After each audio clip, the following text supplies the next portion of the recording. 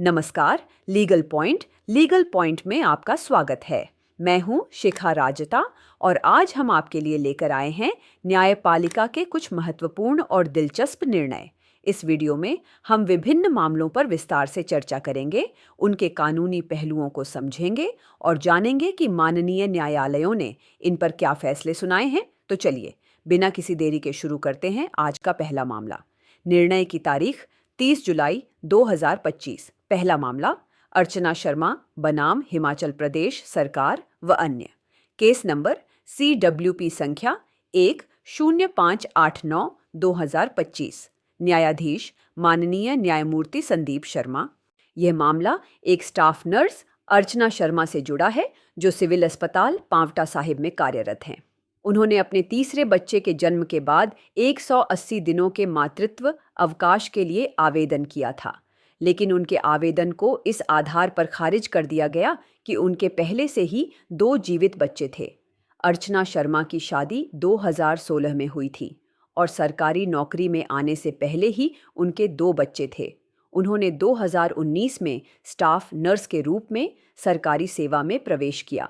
Legal points involved in this video. इस मामले में मुख्य कानूनी सवाल यह था कि क्या किसी महिला सरकारी कर्मचारी को मातृत्व अवकाश का लाभ देने से इसलिए इनकार किया जा सकता है क्योंकि उसने सरकारी सेवा में आने से पहले 2 बच्चों को जन्म दिया था।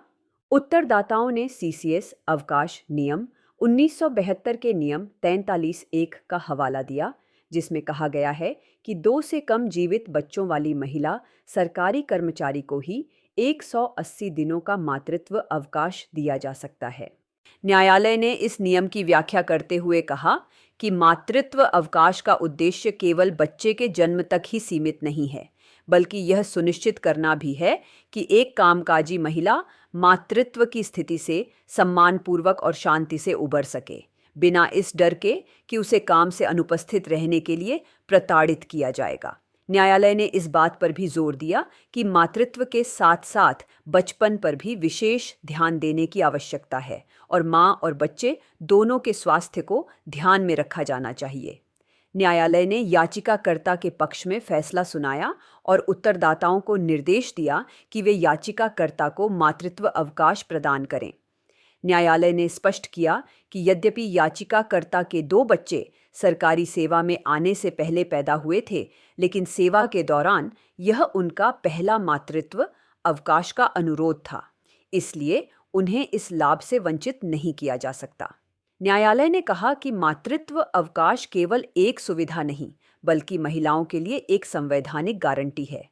हम उम्मीद करते हैं कि आपको यह जानकारी उपयोगी लगी होगी। अगर आपको हमारा काम पसंद आ रहा है तो कृपया हमारे चैनल लीगल पॉइंट को सब्सक्राइब करें, इस वीडियो को लाइक करें और बेल आइकॉन को दबाना न भूलें ताकि आपको हमारे आने वाले वीडियो की सूचना मिलती रहे।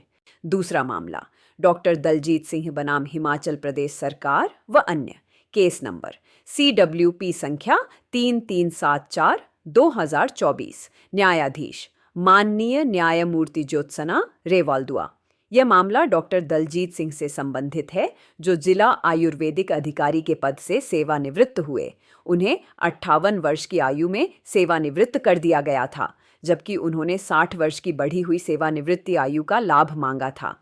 उनका दावा था कि सेवा के दौरान उन्हें 51% स्थायी लोकोमोटर विकलांगता हो गई थी और विकलांग व्यक्तियों के लिए सेवानिवृत्ति की आयु 60 वर्ष तक बढ़ा दी गई थी। दूसरी ओर सरकार का तर्क था कि उन्हें यह लाभ नहीं दिया जा सकता क्योंकि उनकी नियुक्ति विकलांग कोटे के तहत नहीं हुई थी और उन्होंने सेवा के दौरान विकलांगता हासिल की थी। Legal points involved in this video. इस मामले में मुख्य कानूनी प्रश्न यह था कि क्या किसी कर्मचारी को जिसे सेवा के दौरान बेंचमार्क विकलांगता हुई हो, उसे सेवानिवृत्ति की आयु में विस्तार के लाभ से केवल इसलिए वंचित किया जा सकता है क्योंकि उसकी प्रारंभिक नियुक्ति विकलांग कोटे के तहत नहीं हुई थी। न्यायालय ने विकलांग व्यक्ति, समान अवसर, अधिकारों का संरक्षण और पूर्ण भागीदारी अधिनियम 1995 और 2016 के प्रावधानों का उल्लेख किया। इन कानूनों के अनुसार किसी भी प्रतिष्ठान को किसी ऐसे कर्मचारी को सेवा से नहीं हटाना चाहिए या उसके पद को कम नहीं करना चाहिए जो अपनी सेवा के दौरान विकलांग हो जाता है। न्यायालय ने स्पष्ट किया कि विकलांगता विकलांगता ही रहती है, चाहे वह सेवा में आने से पहले हुई हो या बाद में। केवल इसलिए कि किसी व्यक्ति को सेवा के दौरान विकलांगता होती है, उसे उस व्यक्ति की तुलना में भेदभाव करने का कोई वैध आधार नहीं है जो शारीरिक रूप से अक्षम था और विकलांग कोटे के तहत सेवा में शामिल हुआ था। न्यायालय ने याचिकाकर्ता के पक्ष में फैसला सुनाया और सरकार की दलीलों को खारिज कर दिया। न्यायालय ने कहा कि याचिकाकर्ता सेवा के दौरान बेंचमार्क विकलांगता से पीड़ित होने के कारण बढ़ी हुई सेवानिवृत्ति आयु के लाभ का हकदार था। न्यायालय ने निर्देश दिया कि याचिकाकर्ता को यह माना जाए कि वह 31 मई 2017 को सेवानिवृत्त हुआ है और उसे उस अवधि के लिए सभी मौद्रिक लाभ दिए जाएं। आपके कोई प्रश्न या सुझाव हैं तो हमें कमेंट सेक्शन में ज़रूर बताएं। और हाँ, इस वीडियो को अपने दोस्तों और परिवार के साथ शेयर करना न भूलें ताकि वे भी कानूनी जानकारी से अपडेट रह सकें। तीसरा मामला यशस्विनी अग्रवाल बनाम हिमाचल प्रदेश स्कूल शिक्षा बोर्ड व अन्य। केस नंबर CWP संख्या 4452/2025। न्यायाधीश माननीय न्यायमूर्ति अजय मोहन गोयल। यह मामला एक मेधावी छात्रा यशस्विनी अग्रवाल का है जिसने मार्च 2024 में 10वीं कक्षा की परीक्षा दी थी। जब परिणाम घोषित हुआ तो उसे 700 में से 686 अंक मिले। परिणाम से असंतुष्ट होकर उसने पुनर्मूल्यांकन के लिए आवेदन किया, जिसके बाद उसके अंक बढ़कर 700 में से 693 हो गए। इसके बावजूद बोर्ड ने उसे शीर्ष 10 छात्रों की मेरिट सूची में शामिल करने और संशोधित मेरिट प्रमाण पत्र जारी करने से इनकार कर दिया। बोर्ड का तर्क था कि इसके लिए दस्तावेज 30 अगस्त 2024 से पहले जमा किए जाने चाहिए थे, जबकि स्कूल ने दस्तावेज देर से भेजे। Legal points involved in this video. इस मामले में कानूनी सवाल यह था कि क्या बोर्ड अपनी जिम्मेदारी से बच सकता है और एक मेधावी छात्रा को केवल प्रक्रियात्मक देरी के आधार पर उसके अधिकार से वंचित कर सकता है? न्यायालय ने बोर्ड के इस तर्क को पूरी तरह से खारिज कर दिया।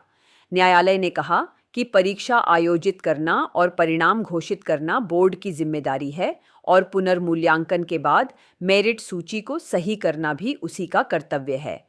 इस जिम्मेदारी को स्कूल के प्रधानाध्यापक पर नहीं डाला जा सकता। न्यायालय ने इस बात पर जोर दिया कि मेधावी छात्रों के साथ इस तरह का व्यवहार अस्वीकार्य है और उन्हें न्याय के लिए अदालत का दरवाज़ा खटखटाने के लिए मजबूर नहीं किया जाना चाहिए। न्यायालय ने याचिकाकर्ता के पक्ष में फैसला सुनाया और बोर्ड को निर्देश दिया कि वह याचिकाकर्ता का नाम शीर्ष 10 मेधावी छात्रों की सूची में शामिल करे और उसे छात्रवृत्ति सहित सभी लाभ प्रदान करे।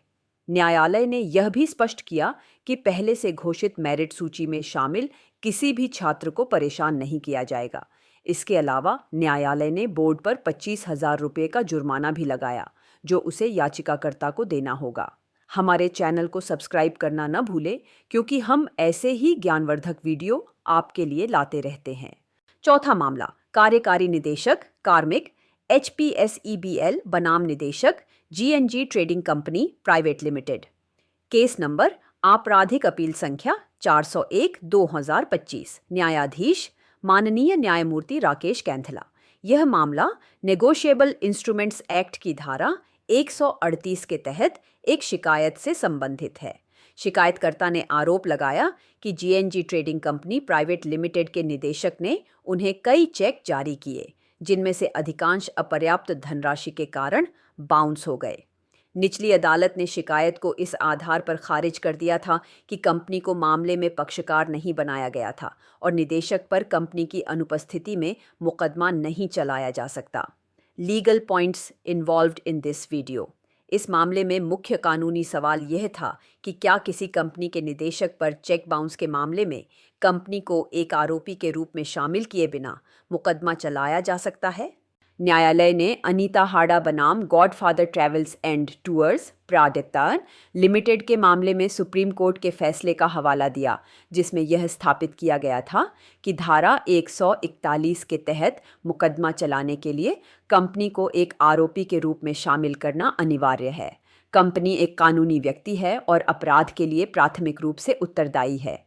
निदेशकों का दायित्व केवल तब उत्पन्न होता है जब कंपनी द्वारा अपराध किया गया हो। उच्च न्यायालय ने निचली अदालत के फैसले को बरकरार रखा और अपील को खारिज कर दिया। न्यायालय ने माना कि चूंकि कंपनी को आरोपी के रूप में शामिल नहीं किया गया था, इसलिए निदेशक के खिलाफ शिकायत सुनवाई योग्य नहीं थी। यह निर्णय कंपनी कानून के तहत निदेशकों के प्रतिनिधिक दायित्व वाइकेरियस लायबिलिटी के सिद्धांत को पुष्ट करता है। मामला सुभाष चंद्र बनाम मोहन सिंह ठाकुर। केस नंबर आपराधिक अपील संख्या 341/2018। न्यायाधीश माननीय न्यायमूर्ति राकेश कैंथला। यह मामला एक ऐसे चेक से संबंधित है जो कथित तौर पर रिश्वत के रूप में दी गई राशि को वापस करने के लिए जारी किया गया था। शिकायतकर्ता ने आरोपी को एक निजी कंपनी में निर्माण कार्य का ठेका दिलाने के लिए 15 लाख रुपए दिए थे। जब काम नहीं मिला तो आरोपी ने राशि वापस करने के लिए 2 चेक जारी किए, जिनमें से 10 लाख रुपए का एक चेक बाउंस हो गया। निचली अदालत ने आरोपी को दोषी ठहराया, लेकिन अपीलीय अदालत ने आरोपी को बरी कर दिया, यह मानते हुए कि मामला सिविल प्रकृति का था। Legal points involved in this video. इस मामले में महत्वपूर्ण कानूनी प्रश्न यह था कि क्या रिश्वत के रूप में दी गई राशि की वापसी के लिए जारी किया गया चेक कानूनी रूप से लागू करने योग्य आरण लीगली एनफोर्सेबल डेट के दायरे में आता है। न्यायालय ने भारतीय अनुबंध अधिनियम 1872 की धारा 23 का उल्लेख किया, जो गैरकानूनी उद्देश्यों या प्रतिफल वाले समझौतों को शून्य मानता है। न्यायालय ने कहा कि किसी को नौकरी दिलाने या ठेका दिलाने के लिए पैसे देना एक गैरकानूनी कार्य है और यह सार्वजनिक नीति के विरुद्ध है। इसलिए ऐसे लेन देन से उत्पन्न होने वाला कोई भी आरण कानूनी रूप से लागू करने योग्य नहीं है। उच्च न्यायालय ने अपीलीय अदालत के बरी करने के फैसले को बरकरार रखा और अपील को खारिज कर दिया। न्यायालय ने स्पष्ट किया कि चूंकि पैसा एक अवैध उद्देश्य रिश्वत के लिए दिया गया था, इसलिए इसे वापस पाने के लिए जारी किया गया चेक कानूनी रूप से लागू करने योग्य आरण का गठन नहीं करता है। इसलिए ऐसे चेक के बाउंस होने पर नेगोशिएबल इंस्ट्रूमेंट्स एक्ट की धारा 138 के तहत कोई आपराधिक दायित्व नहीं बनता है। कानूनी जानकारी बहुत महत्वपूर्ण है, इसे अपने तक ही सीमित न रखें। इस वीडियो को लाइक करें, इस पर अपनी राय कमेंट करें और अपने दोस्तों के साथ शेयर करें। और यदि आपने अभी तक सब्सक्राइब नहीं किया है तो अभी करें। छठा मामला राजेंद्र कुमार सेन व अन्य बनाम हिमाचल प्रदेश सरकार व अन्य। केस नंबर CWP संख्या 10931/2023।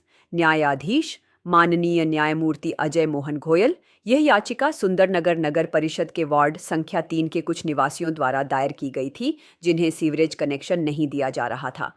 नगर परिषद ने व्यावहारिक कठिनाइयों का हवाला दिया, जिसमें यह भी शामिल था कि सीवरेज लाइन बिछाने के लिए कुछ निजी व्यक्तियों की भूमि का उपयोग करना होगा, जो इसके लिए सहमत नहीं थे। Legal points involved in this video. इस मामले में मुख्य कानूनी मुद्दा यह था कि क्या नगर परिषद सीवरेज जैसी आवश्यक सुविधा प्रदान करने के अपने वैधानिक कर्तव्य से केवल इसलिए बच सकती है क्योंकि इसमें निजी भूमि का उपयोग शामिल है। न्यायालय ने हिमाचल प्रदेश नगर पालिका अधिनियम 1984 की धारा 141 का उल्लेख किया। इस धारा का परंतुक प्रोवाइजो स्पष्ट रूप से यह प्रावधान करता है कि यदि सीवरेज लाइन किसी अन्य व्यक्ति की भूमि से होकर गुजरती है तो कनेक्शन उस भूमि की सीमा रेखाओं के माध्यम से, या यदि भवन का निर्माण किया गया है तो उस भवन के सेटबैक के माध्यम से बिछाया जाएगा। इसका मतलब है कि कानून में परिषद के लिए उस भूस्वामी की सहमति प्राप्त करने की कोई आवश्यकता नहीं है जिसकी संपत्ति से सीवरेज लाइन गुजरनी है। न्यायालय ने यह भी कहा कि सार्वजनिक स्वास्थ्य में सुधार करना राज्य के नीति निदेशक सिद्धांतों का एक हिस्सा है और सीवरेज कनेक्शन प्रदान करना उसी दिशा में एक कदम है। न्यायालय ने याचिका को स्वीकार कर लिया और संबंधित अधिकारियों परिषद को निर्देश दिया कि वे याचिकाकर्ताओं को सीवरेज कनेक्शन प्रदान करें। न्यायालय ने जिला विधिक सेवा प्राधिकरण मंडी द्वारा प्रस्तुत निरीक्षण रिपोर्ट में सुझाए गए पहले संरेखण मार्ग फर्स्ट अलाइनमेंट रूट के अनुसार सीवरेज पाइपलाइन बिछाने का निर्देश दिया। न्यायालय ने इस बात पर भी जोर दिया कि निजी उत्तरदाताओं की संपत्ति को न्यूनतम नुकसान पहुंचाया जाना चाहिए। सातवां मामला राजकुमार व अन्य बनाम मिलापचंद, केस नंबर CMPMO संख्या 322/2017। न्यायाधीश माननीय न्यायमूर्ति अजय मोहन घोयल। इस मामले में याचिकाकर्ताओं ने निचली अदालत के उस आदेश को चुनौती दी थी जिसमें साक्ष्य अधिनियम की धारा 65 के तहत द्वितीयक साक्ष्य सेकेंडरी एविडेंस पेश करने के उनके आवेदन को खारिज कर दिया गया था। याचिकाकर्ता एक समझौते की फोटोकॉपी को रिकॉर्ड पर रखना चाहते थे। Legal points involved in this video. इस मामले में कानूनी सवाल यह था कि क्या किसी दस्तावेज की फोटोकॉपी को द्वितीयक साक्ष्य के रूप में स्वीकार किया जा सकता है, खासकर जब यह साबित न हो कि उसकी मूल दस्तावेज से तुलना की गई है। न्यायालय ने भारतीय साक्ष्य अधिनियम की धारा 63 और 65 के प्रावधानों की समीक्षा की। धारा 63 द्वितीयक साक्ष्य को परिभाषित करती है, जिसमें मूल से यांत्रिक प्रक्रियाओं द्वारा बनाई गई प्रतियां और ऐसी प्रतियों से तुलना की गई प्रतियां शामिल हैं। न्यायालय ने माना कि एक प्रतिलिपि से बनाई गई प्रतिलिपि तब तक द्वितीयक साक्ष्य नहीं हो सकती जब तक कि उसकी मूल से तुलना न की गई हो। उच्च न्यायालय ने निचली अदालत के आदेश में कोई त्रुटि नहीं पाई और याचिका को खारिज कर दिया। न्यायालय ने माना कि चूंकि रिकॉर्ड पर ऐसा कुछ भी नहीं था जो यह दर्शाता हो कि जिस दस्तावेज को पेश करने की मांग की जा रही थी उसकी कभी भी मूल दस्तावेज से तुलना की गई थी, इसलिए उसे द्वितीयक साक्ष्य के रूप में अनुमति नहीं दी जा सकती। यह निर्णय द्वितीयक साक्ष्य स्वीकार करने के लिए निर्धारित कानूनी सिद्धांतों को रेखांकित करता है। हम जानते हैं कि कानून की भाषा जटिल हो सकती है। हमारा प्रयास है कि इसे आप तक सरल और सहज भाषा में पहुंचाया जाए। अगर आपके कोई सवाल हैं तो नीचे कमेंट्स में लिखें। आठवां मामला चुनीलाल बनाम Prakash Chand, case number CMPMO संख्या 568/2024। न्यायाधीश माननीय न्यायमूर्ति अजय मोहन घोयल।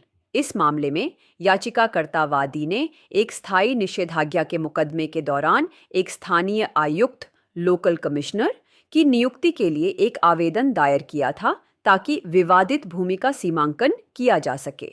निचली अदालत ने यह कहते हुए आवेदन खारिज कर दिया था कि स्थानीय आयुक्त की नियुक्ति का उद्देश्य किसी पक्ष को साक्ष्य एकत्र करने में सहायता करना नहीं है। Legal points involved in this video. इस मामले में मुख्य कानूनी प्रश्न यह था कि सिविल प्रक्रिया संहिता के आदेश 26 नियम 9 के तहत स्थानीय आयुक्त की नियुक्ति के प्रावधान का उद्देश्य क्या है और क्या कोई पक्ष इसे अपने पक्ष में सबूत बनाने के लिए इस्तेमाल कर सकता है।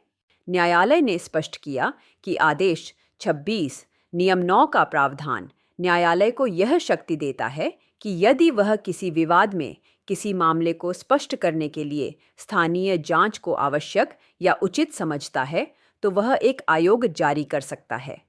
यह प्रावधान किसी पक्ष को यह अधिकार नहीं देता है कि वह अपने पक्ष में सबूत बनाने के लिए इसका उपयोग करे। न्यायालय ने जोर देकर कहा कि जो आरोप लगाता है उसे ही साबित करना होता है। He who alleges has to prove। वादी पर यह भार था कि वह साबित करे कि प्रतिवादी ने उसकी भूमि पर अतिक्रमण किया है और वह अदालत से साक्ष्य एकत्र करने के लिए नहीं कह सकता। उच्च न्यायालय ने निचली अदालत के आदेश को बरकरार रखा और याचिका को खारिज कर दिया। न्यायालय ने माना कि निचली अदालत के तर्क सही थे और इस मामले में हस्तक्षेप का कोई कारण नहीं था।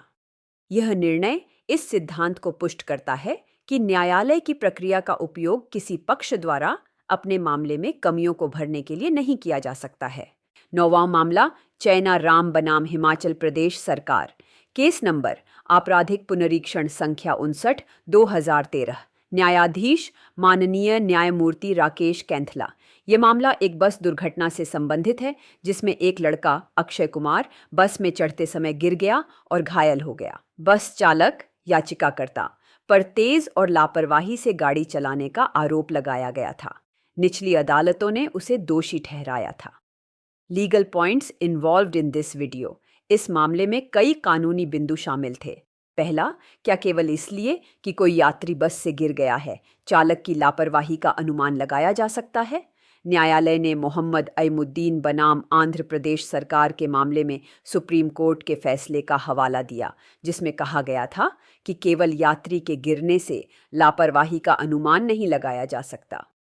अभियोजन पक्ष को यह साबित करना होगा कि चालक ने कंडक्टर से संकेत मिलने से पहले बस चला दी थी। दूसरा कानूनी बिंदु यह था कि क्या वैध ड्राइविंग लाइसेंस के बिना गाड़ी चलाना अपने आप में लापरवाही है। न्यायालय ने कहा कि ड्राइविंग लाइसेंस का न होना अपने आप में लापरवाही का गठन नहीं करता है। उच्च न्यायालय ने याचिका को आंशिक रूप से स्वीकार कर लिया। न्यायालय ने पाया कि अभियोजन पक्ष यह साबित करने में विफल रहा कि चालक की लापरवाही के कारण दुर्घटना हुई। किसी भी गवाह ने यह नहीं कहा कि चालक ने कंडक्टर से संकेत मिलने से पहले बस चलाई थी। इसलिए भारतीय दंड संहिता की धाराओं के तहत दोष सिद्धि को रद्द कर दिया गया। हालांकि चूंकि आरोपी एक वैध ड्राइविंग लाइसेंस पेश करने में विफल रहा, इसलिए मोटर वाहन अधिनियम की धारा 181 के तहत उसकी दोष सिद्धि को बरकरार रखा गया। तो ये थे आज के कुछ महत्वपूर्ण कानूनी मामले। हमें उम्मीद है कि इस चर्चा से आपके कानूनी ज्ञान में वृद्धि हुई होगी। लीगल पॉइंट पर हमारा उद्देश्य कानून को सभी के लिए सुलभ और समझने योग्य बनाना है। अगर आप चाहते हैं कि हम किसी विशेष कानूनी विषय पर वीडियो बनाएं, तो हमें कमेंट्स में बताएं। जाने से पहले एक बार फिर आपसे अनुरोध है कि हमारे चैनल को सब्सक्राइब करें, वीडियो को लाइक और शेयर करें और बेल आइकॉन को ज़रूर दबाएं। आपका समर्थन ही हमारी प्रेरणा है। अगले वीडियो में फिर मिलेंगे कुछ और दिलचस्प कानूनी मामलों के साथ। तब तक के लिए जागरूक रहें, सुरक्षित रहें। धन्यवाद।